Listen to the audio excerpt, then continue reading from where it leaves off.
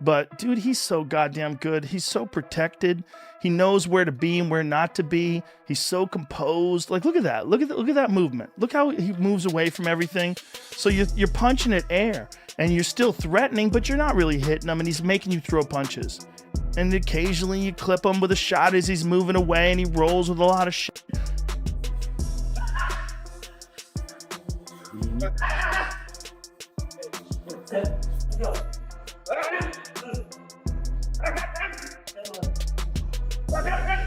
Adjust to or get used to with Pacquiao in the ring? I mean, nobody fights like him. It's very difficult to prepare for. It took Marquez 4 fights to figure him out. You know, and Marquez is one of the fastest thinkers in the game. And it's just such a difficult guy to zone in on. I always felt like... Joe Rogan was impressed as Manny Pacquiao looked dangerous during training for a Floyd Mayweather rematch. He said Floyd had waited years to fight an older Manny, yet he remained sharp. And Mayweather just did such a smart thing, but also a devious thing. Waiting until Pacquiao was older, waiting until he slowed down, and then... Devious is not illegal in boxing. It's encouraged. Yeah. In any entrepreneurial sport, devious is not illegal. No. Devious can be... Roy Jones Jr. says many fighters have lost the art of footwork, but Manny Pacquiao still possesses exceptional movement, agility, and precise foot positioning in the ring. What has happened in boxing is a lot of people have lost the art of footwork. That's, I mean, not many people have footwork. So if you see a guy go out and box like you'll never see in today's time too often, a guy go out and box like Sugar Ray Leonard boxed Marvin Hagler. Right. He moved around, he fought when it was time, he moved when it was time. He understood how to use the whole ring to get a victory. Now guys don't do that.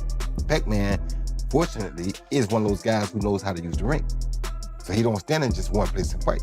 With that being... He further explains that Manny Pacquiao's success depends on his legs holding up through all 12 rounds, as endurance and mobility are crucial for victory. 12 rounds, Manny gonna win the fight.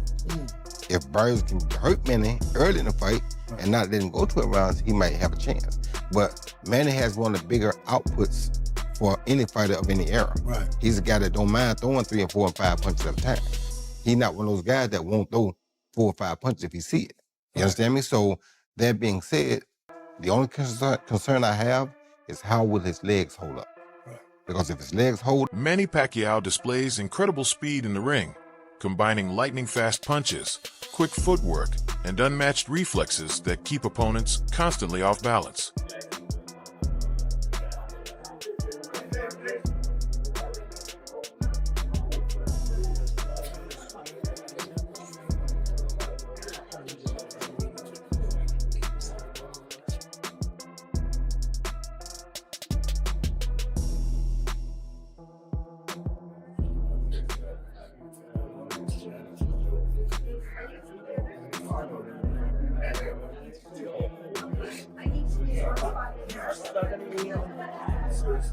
Chris Algieri states that Manny Pacquiao is a difficult opponent with complex techniques and unpredictable patterns that make preparing for him extremely challenging for any fighter. He uses broken rhythm very, very well, and yeah, adjustments on the fly, which is what I think all the best fighters in the world do. All the top guys I fought made vast adjustments along the way. So yeah, Manny's he's special, as is Floyd. His power, where did it rank among the fighters that you faced? Not the hardest, but also very hard. You know, Keith Thurman famously said he's got bricks for hands. It's very true. So you get bricks for hands plus fast hands, plus punches you don't see, makes him a very dangerous puncher. But he wouldn't say he was the hardest. Ruslan hit, I believe, way harder. Huge crunching power. But in terms of a guy with fast hands who has hard hands, but also punches from angles that are hard to see, very, very dangerous. Kind of dangerous. He's facing Ruslan before this Pacquiao. Manny Pacquiao's coach, Justin Fortune, says their team is fully prepared for the rematch with Floyd Mayweather, confident that Manny will win this fight. They're good by fighting basically no one in the last 4 or 5 fights. And those fights even been sanctioned is unbelievable. So, you know, whereas Pacquiao never dodged anybody. And he's 4 champions. I thought Manny won his last fight. He should have been champion right now. That's right. But Mayweather's going to put his record on the line. September 19th at the Sphere in Vegas. What happens? Manny Pacquiao, Floyd Mayweather. Mayweather's putting the 50-0 on the line. It's not exhibition. Every time I think Manny wins, you know, What would that mean if Manny gave Floyd his first loss? what would they made to Floyd? I don't know. What would it mean to Manny? Well, we just sort of, the last time. Abel Sanchez spoke openly about Floyd Mayweather versus Manny Pacquiao too, stating, "Who cares? They are both 5-0. He believes the rematch was unnecessary since the first fight already settled the rivalry. While entertaining for fans and lucrative for both fighters, Sanchez feels it does not represent a truly competitive bout at this stage. He explains that Manny Pacquiao's style has always been difficult, and now at his age, it's uncertain how much advantage he can gain. Sanchez notes that Floyd Mayweather is also older, making this perhaps the best chance Manny has to win a rematch. He questions why the fight wasn't arranged during both fighters' prime, arguing that timing matters. Sanchez gives credit to both Mayweather and Pacquiao for taking the risk, despite the circumstances. I think that's just like some of the. Although Jake has proven to be helping a lot of our fighters, a lot of our girl fighters, but I think that that fight's gone, and they already have one. We don't need another one. If they want to do it for entertainment for the fans, that's great. Good money for them. But as far as a real thing, no. So, someone told me this. It's a boxing person, and I asked him, like, hey, what do you think about the fight? And he asked me, like, well, what do you think? I'm like, well, that style, like, it's always been hard for Manny, like, always, and I don't know what he can do now at this age that gives him an advantage in that. And he told me, like, look, Floyd's He draws comparisons to other fighters, mentioning Terry Norris, who improved after experiencing defeat, emphasizing that tasting loss can remove mental barriers. Sanchez also references Gennady Golovkin, pointing out that waiting until a fighter naturally slows down impacts performance. Overall, he believes the fight serves more as entertainment than a legitimate test of skill, highlighting the challenges aging champions face in boxing's evolving landscape. The first one. Why are they doing it now? Do it when it matters. Just like Boots, when you're talking about Boots and Xander, that's perfect. I give all the credit to both guys for taking that chance. Taking that chance because unfortunately today, the zero on your record is so important. So important to everybody, the networks, the managers, the promoters, and you become a better fighter, as Fundora has. You become a better fighter once you taste defeat because that monkey's off your back. You're not protecting anything. Terry Norris became a better fighter after he got knocked out by Julian Jackson. Why? Because the chip came off his shoulder, and he started to do things that we needed to do in the gym to become better. I think that they should have fought 3 years, 4 years before they did fight, and it would have been talking about the second one. Paulie Molinági commented on the rumored Mayweather-Pacquiao rematch, noting that both fighters are nearly 50 years old. He suggested that in modern boxing, popularity often dictates who gets big fights. Reflecting on his own career, Molinági expressed interest in facing the winner. He explained that he has stayed active, competing in bare-knuckle boxing, and is looking for opportunities to return to professional bouts. He emphasized taking things one fight at a time, focusing first on winning the upcoming BKB title on May 16th, which could open doors to bigger opportunities. Molinági highlighted that he belongs to the same generation as Floyd Mayweather and Manny Pacquiao, but never got the chance to face them.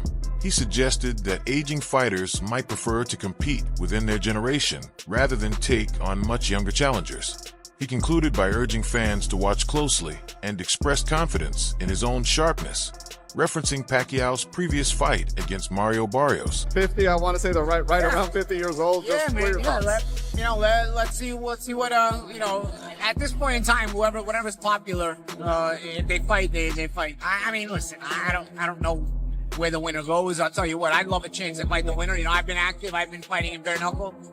Looking to, see if there's an entrance for me back in glove boxing, but I think if I win this BKB title on May 16th, it's one fight at a time. I don't overlook anybody, but if I will be able to get a result there, I think I put myself in a good position to possibly get an attractive glove offer as well. So, if they're going to fight each other, I was in their generation as well. I didn't get to fight any of them. I don't know that they want to fight any of the younger guys. I think Pacquiao had a chance against Barrios. Barrios is probably the weak link in the welterweight division. There's probably no other weak links left. So I think that you probably want to stay in that older guy lane. Chris Algier shared his thoughts on the rumored Mayweather-Pacquiao rematch, noting that both fighters haven't been very active recently and calling the bout largely a money grab. Despite this, he doesn't dislike it, as the fight keeps the boxing division moving instead of blocking opportunities for other fighters. Algier emphasized that the matchup will generate massive nostalgia, celebrating the remarkable careers of Manny Pacquiao and Floyd Mayweather. He pointed out that in the 2 months leading up to the fight, fans and analysts will revisit and discuss their past performances, which he finds exciting. While he doubts the fight will be a barn-burning performance, given that both men are nearing 50, Algier expressed genuine interest and curiosity. He looks forward to seeing how Pacquiao and Mayweather perform in this historic rematch. Big money grab. I'm gonna say it like this. I don't hate it, because the division is actually moving. It's not like they're fighting for a title and keeping guys out of the way. They're fighting each other. They both make a lot of money, and it's going to bring so much nostalgia for both of their careers in the build-up. For those 2 months where we're leading up to Manny Pacquiao, Floyd Mayweather versus Manny Pacquiao 2, all we're going to do is watch, and talk about their fights. And I love that. I love that idea, because I think they're two stalwarts on our sport. And in terms of them fighting each other, I don't know. I don't think they're ever going to put on a barn-burning performance, especially... Promoter Jazz Mather emphasized that the Floyd Mayweather versus Manny Pacquiao rematch is far from a nostalgia act, describing it as a massive event with enormous appeal. He recalled that their first fight, dubbed the Fight of the Century, generated over $600 million in total revenue and more than $410 million in pay-per-view, building anticipation that fans had waited for over a decade. Mather highlighted that Manny Pacquiao has remained active in the ring, while Floyd Mayweather continues to demonstrate exceptional discipline, training rigorously despite being 50. Floyd's Floyd, Mather said, praising his effortless excellence and preparation. Both fighters are reportedly in peak condition, promising a performance that could surpass their first encounter. He stressed that the event is far from a casual production and is being treated as a major sporting spectacle. Could this be the biggest fight that's ever been streamed? I mean, I'd say huge is an understatement. I mean, let's look at the first fight, right? Fight of the century. Generated over $600 million in total revenue, over $410 million in pay-per-view. So you're talking about a spectacle. You're talking about a one-off, something that people have wanted to see for a decade plus since the first one. Yeah. And it's going to be awesome. It'll be sports entertainment in boxing for the first time ever at the Sphere. So it's going to be great. Well, I recently we saw Manny in the ring. He's been active. Yeah. Floyd's been doing some stuff, but it's like, the other type of stuff, not like... The Mayweather-Pacquiao rematch is being framed as a structured, well-planned spectacle involving a dedicated team, substantial investment, and sports entertainment innovations. Promoter Jazz Mather addressed critics, acknowledging their opinions, but reaffirming the fight's value. He emphasized the financial scale of the event and the legendary status of both Floyd Mayweather and Manny Pacquiao, stating that the rematch showcases two iconic athletes at the top of their game, delivering a historic moment in boxing. This fight is what everybody wants to see. I will tell you one thing. We're gonna notice something better from their last fight, because they're both on their A game. These two, they age backwards. Well, look, I saw other promoters. I think Dana was jumping on this conversation too. Listen, what do you think? I think, here's what I think. He kind of had some words. I'm gonna stop you there. Everyone has words. A lot of people are hating on this. A lot of people are saying things. A lot of people are entitled to their own opinion. But as I said in the beginning, we're looking at, of course it's going to be expensive. Why wouldn't it be expensive? At the Sphere. It's Why supposed to be it'll be extra expensive anyway. It should be beyond expensive. Look at the names we have. We got Mayweather and we got Pacquiao. We're looking at how much money is coming in. We're not looking at how much money is going out. It's not like there were three of us sitting across the table with... Jiren Andis highlighted that Manny Pacquiao's recent fights have kept him sharp, maintaining his speed, reflexes, and endurance. By staying active in the ring, Pacquiao has remained in rhythm, which could be crucial as the fight progresses into the later rounds that are in contrast. Floyd Mayweather hasn't fought in years and may lack the same timing and conditioning. Pacquiao's consistent activity means he is accustomed to handling pressure and reading opponents while staying composed. Andis suggested this could give Pacquiao an edge, potentially testing Mayweather's defensive skills and stamina if the bout stretches into the championship rounds. Well, he's been doing the exhibition. Floyd. So when was the last? We're gonna say when was the last exhibition? What was it? 10-rounder or 8-rounder? I don't know. He been stopping everybody. Yeah. So I'm saying I don't think he going. It might have been like Gotti. Is that the one? And what was he doing? Was he boxing or was he walking it down? Yo, honestly, when I seen him against the Japanese dude, he had his high guard. He was just walking forward. That's what I'm saying. He older now. He ain't gonna be doing too much moving. He gonna be sharp and he gonna make Pacquiao run into something or some sharp calm. Like, watch. Oh, so you think this? Sean Porter offered a tempered view on the Manny Pacquiao versus Floyd Mayweather Jr. rematch, providing a more nuanced take than much of the surrounding hype. He noted that while fans and media framed this as a historic event, the reality is more complex. Porter pointed out that Pacquiao, despite being an all-time great, has stepped away from the prime of his career. His recent fights, though showing flashes of his skill, do not necessarily match the level he displayed during his peak years. Meanwhile, Mayweather has been inactive for several years, making it difficult to assess his current form and readiness. Porter's perspective underscores the uncertainty about how both legends will perform after years away from top-level competition. Because of it being a hurt business, people look at it differently. And I'm encouraging people, when you do see a fighter retire and then come back, don't jump to the conclusion that that fighter is broke. Don't jump to the conclusion that that fighter don't know what else to do with their lives. Understand that that fighter has put in countless hours and days and years, upwards to the 30 and 40. And when that person says, I'm going back to work, that's essentially what they're doing. They're just going back to work. Can't be too mad at it. I think the main thing, I don't know how much people are mad and hate Manny, but Floyd whole persona was, I print money. I'm bigger than the dollar. Yeah. Hey, I'm Floyd Money Mayweather. Yeah. I got a private jet. I got a house here, mansion here. Everything was money. And people watch Floyd for majority of his career. Sean Porter suggested that the allure of the Pacquiao versus Mayweather rematch is driven largely by nostalgia and name recognition rather than a true competitive clash at the highest level.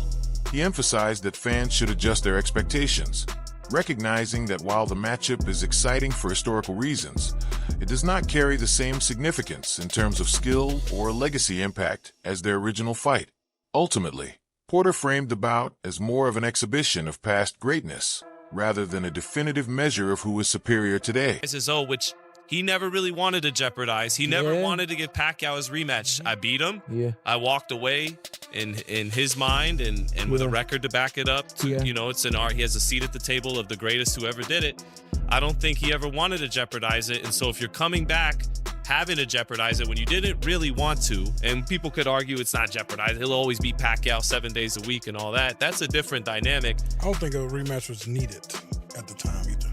Well, it's not needed now. Yeah, but that back then, Yeah, it's not needed now. So I think there's a difference though between, I'm fighting for money. Yes, I'm still in my prime or close to it. I can still operate at the highest level, and I'm coming back because I owe people money and I